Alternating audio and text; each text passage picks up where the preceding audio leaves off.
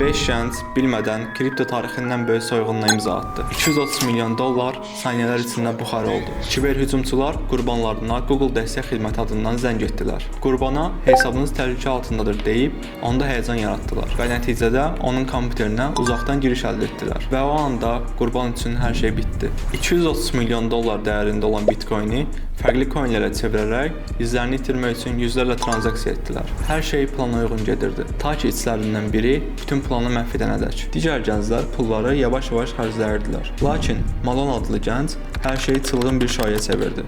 Los Angeles'da gecə klubları, Miami'də malikanə, milyonluq maşınlar, saatlar, çantalar və tanınmış modellərlə birlikdə fotolar. Amma Malone bir şeyi unudurdu. Çox göstəriş bərabərdə çox diqqət. FBI Malone'dan şübhələnərək hərəkətə keçdi. Qrupun ən böyük səhvləri isə bütün bu prosesi Discord və ekran yazılarına qeyd etmələri oldu. Malone'un izini tapmaq çox çəkmədi. FBI evinə basqın etdi və onu həbs etdilər. Nəticədə isə Binance qurbana sadəcə 9 milyon dollar təzminat ödəyə bildi. Qalan pullardan geriyə heç bir iz qalmamışdı.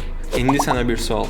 Belə bir şey sənin başına gəlsəydi, nə edərdin? Kiber hücumların sayının artması hər birimizi təhlükə qarşısına qoyur. Bu hücumların qarşısını almaq və şəxsi, həmçinin təşkilati təhlükəsizliyi təmin etmək üçün ixtisaslı kiber təhlükəsizlik mütəxəssisləri lazımdır. Əgər sən də kiber təhlükəsizlik sahəsində peşəkar olaraq insanları və təşkilatları qorumaq istəyirsənsə, Desktop TR'nin yeni başlanacaq olan kiber təhlükəsizlik qruplarına qatıla bilərsən. Və unutma, ekranda gördüyün promo kodu ilə 15% endirim əldə edə bilərsən. Ətraflı məlumat üçün açıqlamanı oxu.